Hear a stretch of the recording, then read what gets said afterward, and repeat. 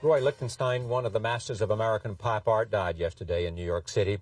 In his 73 years, some say he revolutionized modern art. He began painting in the 1940s and soon became tired of abstract expressionism. In his major debut in 1962, it stood in direct contrast to the conventions of the time. His work was bold and bright, mimicking the vivid colors and Ben-Day dots of the comic strips. He went on to apply style to a series of landscapes and nudes and interiors. In an interview in 1963, he described his work as anti-movement and anti-light, anti-mystery and anti-paint quality, anti-zen and anti-all of those brilliant ideas of preceding movements which everyone understands so thoroughly. Joining me now for a reflection on his life and work, Agnes Gund, president of the Museum of Modern Art, and Kirk Varnedoe, chief curator of the Department of Painting and Sculpture at the Museum of Modern Art. I am pleased to have both of them here. First, put him in context. I refer just to a headline in terms of sort of the sweep of art after the war to today. Well, the great triumph of New York school painting after the Second World War with a generation of de Kooning and Klein and Pollock reverberated around the world with a kind of abstraction which was predominantly gestural and which seemed to come from the inner resources of a troubled soul, but which was closed in against any reference to the commercial world or to outside subject matter. And the group of artists to whom Lichtenstein belonged in the early 60s, taking their cue from Jasper Johns and Robert Rauschenberg, opened up art to a whole different subject matter, to commercial subject matter, to looking at the imagery of newspapers, billboards, advertising, comic books, etc. And they did it in a kind of style which had a hard impersonality that was completely the opposite of the spontaneous, cathartic, loose, messy work of abstract expressionism. And it was a kind of ice bath, a kind of cold calling to order for a new kind of art that was more controlled, more rigid, and it had the kind of edge of the shift from the 50s as a more introspective decade to the higher speed, harder hitting 60s. And so the work caught not only the imagination of the art world, but a broad popular imagination as well. And I think that when we look back at it now, 30 or more years later, what Roy and Andy Warhol and the others did in terms of allowing for the appropriation of outside imagery and allowing for a critical critique of consumer culture still reverberates in the work of younger artists today around the world, that they are really at the foundation level of a major new departure in art, not only in America, but certainly in Western Europe and elsewhere as well. Very crucial figures. Fair to say, as Michael Kimmelman said in the New York Times, the quintessential master of pop painting. Fair. Yeah. Aggie, what was he like to know him as an artist?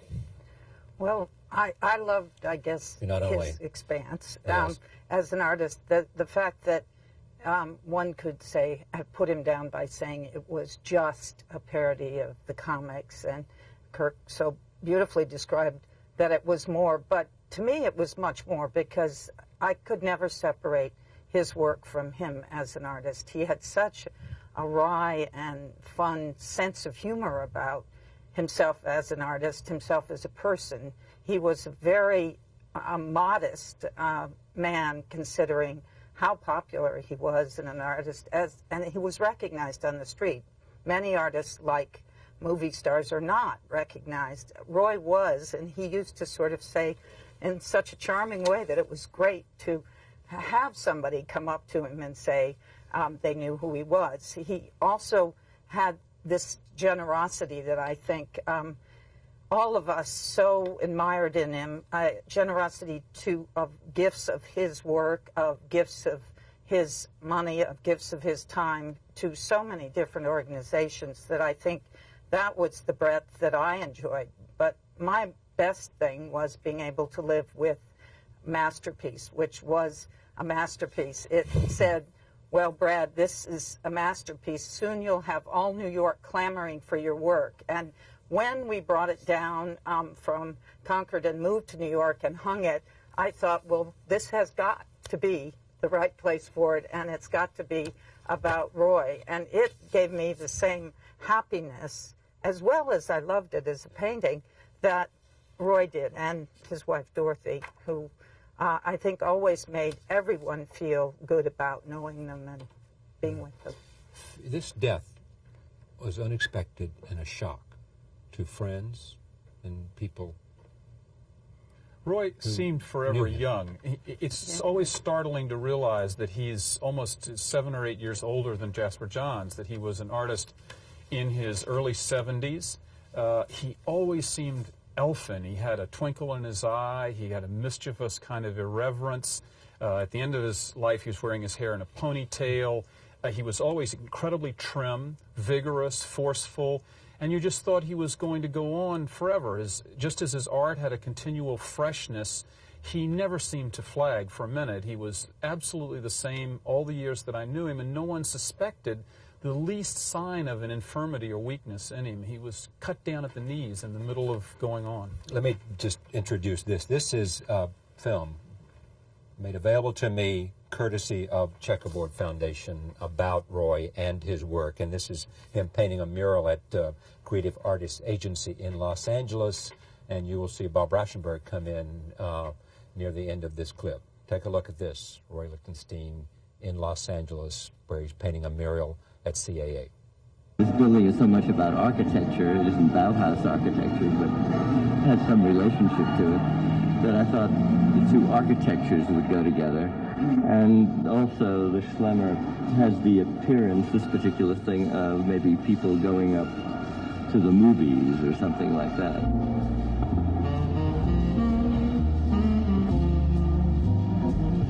I did think of the relationship between Bauhaus and architecture and Schlemmer's architectural draftsman-like way of working, and the Bauhaus idea of good design for the masses.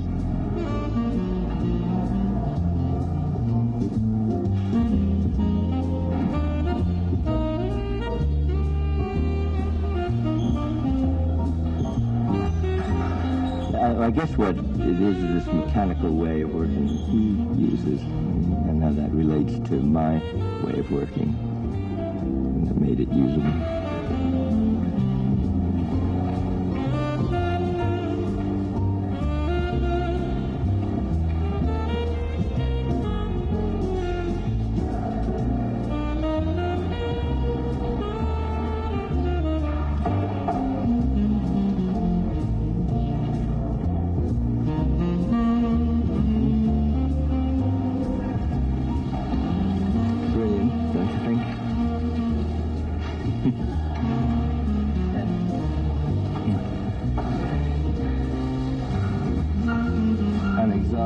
Creatively. Hey! Needed some help? Huh? Did you buy down more so you could chew here? What a...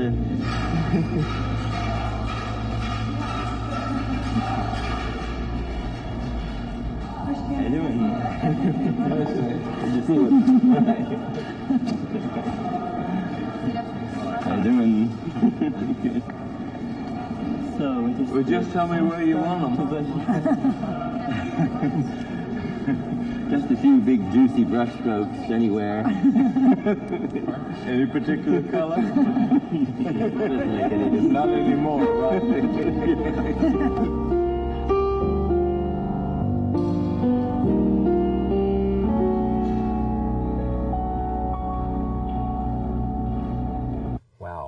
Let me take a look at this also as we talk about Roy Lichtenstein. This is A Girl with a Ball, 1961, oil and magna on canvas. Tell me the story of this. This is, I think, the first painting that Leo Castelli ever sold for Roy Lichtenstein. Roy had brought in a bunch of his paintings on the back of a station wagon, and Leo and his gallery assistant looked at this unfamiliar kind of comic book style, and they thought, why not? Let's give it a try. And they hung this picture on the wall in the middle of a group show, and they hung it next to a Rauschenberg, and they thought, oh, Rauschenberg will kill us. And Rauschenberg walked in and said, why not? Let's give it a try. It looks great. And Philip Johnson walked in and bought it. Yeah. And that was the first kickoff to Roy's career. And then Philip gave it to the museum. And then Philip gave it to the Museum of Modern Art. I was looking for just take a look at some of these, and maybe you can tell me some more of these, just as in a sense you may or may not know more about them. This is Preparedness, 1968, at the Guggenheim. Well, Roy's subject, in a certain sense, was style, and the particular consonance between a kind of decorative style, a functional style in the way that the encoding of the comics works, and the high style of modern art. So Preparedness has to do with a kind of pun on Art Deco and on Léger and that kind of steely, mechanical style of the 30s for which he felt an affinity. Yeah. What would you miss most about him? Well, I think I'll miss his presence as a person. His presence was always very much in a place where he was. As Kirk, I think, said, it was that even the ponytail, the stature, the way he stood, the sinuousness of the vitality that he had, that always made you know he was there, even if you weren't right in front of him talking to him. And I think his enjoyment of life, his enjoyment of being surprisingly this much sought after, wonderful painter. I think he exuded a kind of real health about art and life that will be so missed by so many. We talked to a number of people about coming here, and a number of people just were so in shock, about the loss that they said, I'm afraid that I emotionally am not up to it. What was he trying to do with his own version of Picasso? Well, I think that Roy tremendously admired Picasso. I don't think that he was mocking these artists at all, but he had a kind of perverse sense of humor, and he once said it's like watching an idiot paint Picasso. He wanted to see how something so complex and so extremely subtle and personal, if you pushed it through the filter of something seemingly impersonal, dumb, and reductive, what would come out the other side? And he loved the play between the hot and the cold, between the complex and the reductive, and he liked to take the masters that he knew and redo them, recast them in his own light. It was a way of owning them or getting back to them, and often it's an homage, not a parody or a critique. Yeah. What, in comparison to Warhol? The crucial thing about Warhol is that was an entire personality package. The factory, the films, the assistants, the lifestyle, the blonde wig, the collection. Warhol was a kind of force in a way of being an artist. Roy absolutely lived a completely different life. Warhol embraced attention and focus and media. Glamour, celebrity. Roy led an essentially very bourgeois existence, extremely quiet. All of himself went into the art. Warhol's art has a kind of Goya-esque contrast between glitz and glamour on the one hand and black suicides and depression and bombs and race riots on the other. And Roy's work is very even, extremely cool. It has a consistent kind of irony and detachment that you don't find in Warhol. When you think about the artist you have known and collected, tell me where he influenced specifically and who he influenced in a way that an audience would recognize. Well, I think he even influenced a lot of the younger artists, a lot of the artists that not only were realists but were abstractionists, because his parodies on all of, not parodies as Kirk says, but his compliments on all of art history, I think influenced people very much to look. Many of the artists didn't do the same things, but they looked at the way he broke down the Theo van Doesburg cow and how he made it go from complex to a very abstract cow, what Matisse had done in his backs, what so many other people had done. Then artists began to look at that and they took parts of it.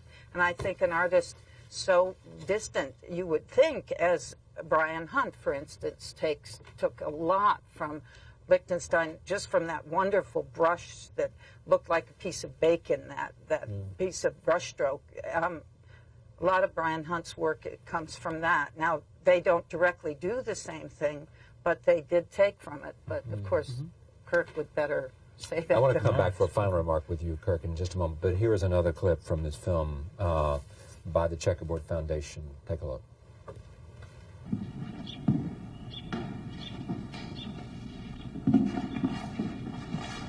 I really feel, in a way, that form is expressed through a style, and that style has to be meaningful. To say that art has to be meaningful, that gives you a lot of enlightenment, but it has to say something fundamental about something that art is involved with at that time. I just do whatever it is I think of doing that moment. I'll try it out and see if it's interesting to look at, as well as in theory. And if it's usable and it means something to me, I'll do it.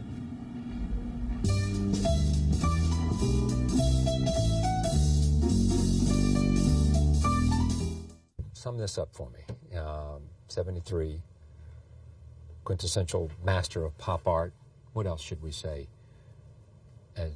in this appreciation? Well, I think of two things. I think that there are very few artists who are so admired in the inner circles of the art world, who have had such a global impact on the way people see and think. The attitude towards our culture that's built into Roy's comic book style and the rest of his work, the kind of combination of affection, irony, etc., that attitude expressed in a style has had a worldwide impact on advertising, on the way we feel about the world we live in. And the second thing is, I think that there are very few first-rate artists who are also so well-loved as Roy Lichtenstein was as a man. He and his wife were a great presence of generosity and goodwill, never a moment of rancor. His humor, his life is a kind of model of modesty, and everyone tremendously admired him, not only his art, but him. Those two things stick with me. And for you? Well, I don't think you can really extrapolate too much on that.